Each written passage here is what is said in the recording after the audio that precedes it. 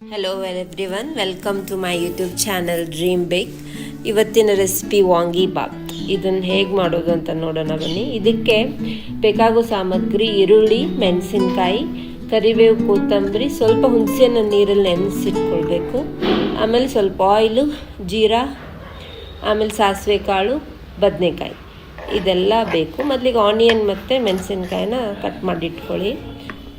ಒಂದು cooker gas stove ಮೇಲೆ ಇಟ್ಟು ಆನ್ ಮಾಡಿ, ಆಮೇಲೆ ಅದಕ್ಕೆ ಆಯಿಲು ಹಾಕಿಬಿಟ್ಟು ಸ್ವಲ್ಪ ಆಯಿಲ್ ಕಾದ್ಮೇಲೆ ಸ್ವಲ್ಪ ಸಾಸಿವೆ ಕಾಳು, ಜೀರಾ ಹಾಕಿ ಅದು ಚಟ್ಪಟ ಆದಮೇಲೆ ಏನದು ಕರಿ ಲೀವ್ಸು, ಗ್ರೀನ್ ಚಿಲ್ಲಿ ಹಾಕಿ ಆಮೇಲೆ ಆನಿಯನ್ ಹಾಕಿಬಿಟ್ಟು ಚೆನ್ನಾಗಿ ಕಲಸಿ ಅದನ್ನು ಸ್ವಲ್ಪ ಚೆನ್ನಾಗಿ ಬೇಯಿಸ್ಬೇಕು. ಲೈಕ್ ಆನಿಯನ್ ಗೋಲ್ಡನ್ ಬ್ರೌನ್ ಬರೋವರೆಗೂ ಬೇಯಿಸ್ಕೊಳ್ಬೇಕು.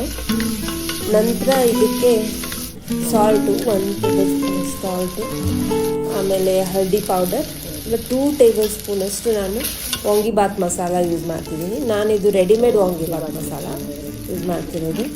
ಚೆನ್ನಾಗಿ ಅದನ್ನು ಕಲಸಿ ಫ್ರೈ ಮಾಡಿ ಆಮೇಲೆ ಹುಣಸೆಹಣ್ಣು ನೀರನ್ನು ಹಾಕ್ತೀನಿ.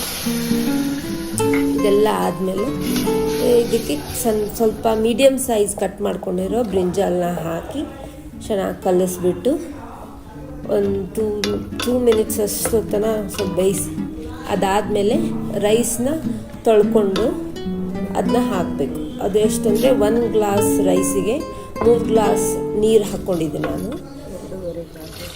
ಹಾಕಿಬಿಟ್ಟು ಕುಕ್ಕರ್ ಬಾಯಿ